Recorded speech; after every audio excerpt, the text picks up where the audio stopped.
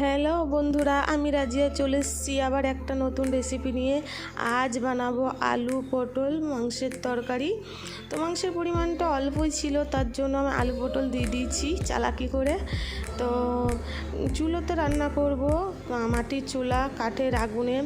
অল্প কিছু মশলা দিয়ে আমাদের তরকারিটা সুস্বাদু করার চেষ্টা করব। সামান্য হাতে কটা মশলা দিয়ে এটা বানিয়ে ফেলবো। তো তার জন্য আলু পটলটাকে আমি কেটে ধুয়ে নিয়েছি। আমাদের সন্ধে হয়ে গিয়েছিল তরকারিটা বসাতে, এবার বৃষ্টিও পড়ছে, তার জন্য আমি খুব তাড়াতাড়ি করছি। তো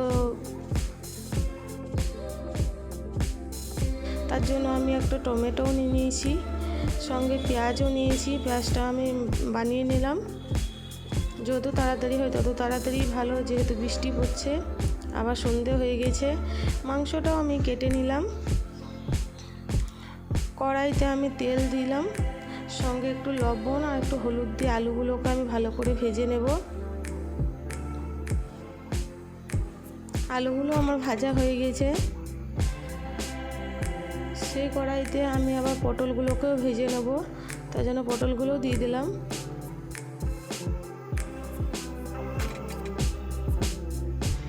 বুঝতেই পারছেন রাতে রান্না করছি, সেই জন্য কারেন্ট নেই, অন্ধকারের মধ্যেই বসে রান্না করছি।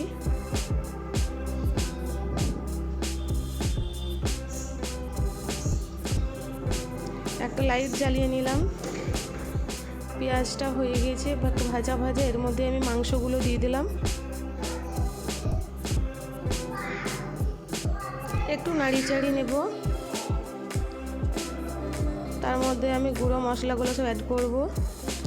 হলুদ, লঙ্কা গুঁড়ো, লবণ,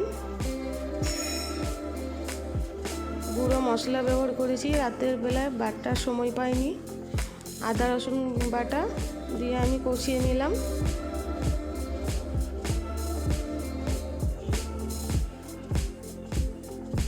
ভালো করে আমি নাড়িয়ে চাড়িয়ে মশলাটাও মাখিয়ে নিলাম।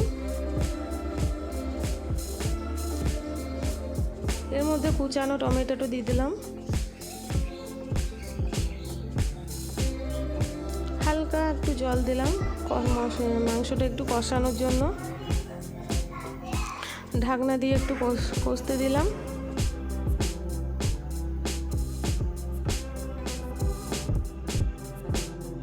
এই দেখুন আমার মাংসটা কষানো হয়ে গেছে।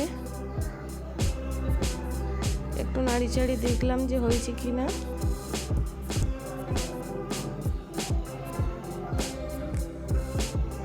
এর মধ্যে আমি পটল আলুটা দিয়ে দেব, ভালো করে আবার কষিয়ে নেব।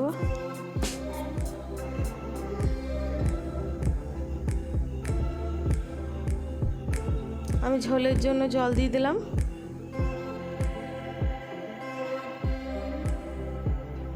ভালো করে নাড়িয়ে চাড়িয়ে আবার ঢাকনা দিয়ে দেবো।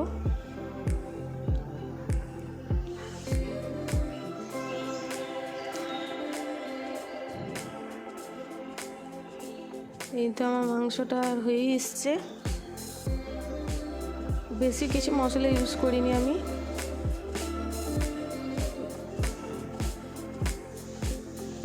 এই তো আমার রেডি হয়ে গেছে আলু পটলের তরকারি।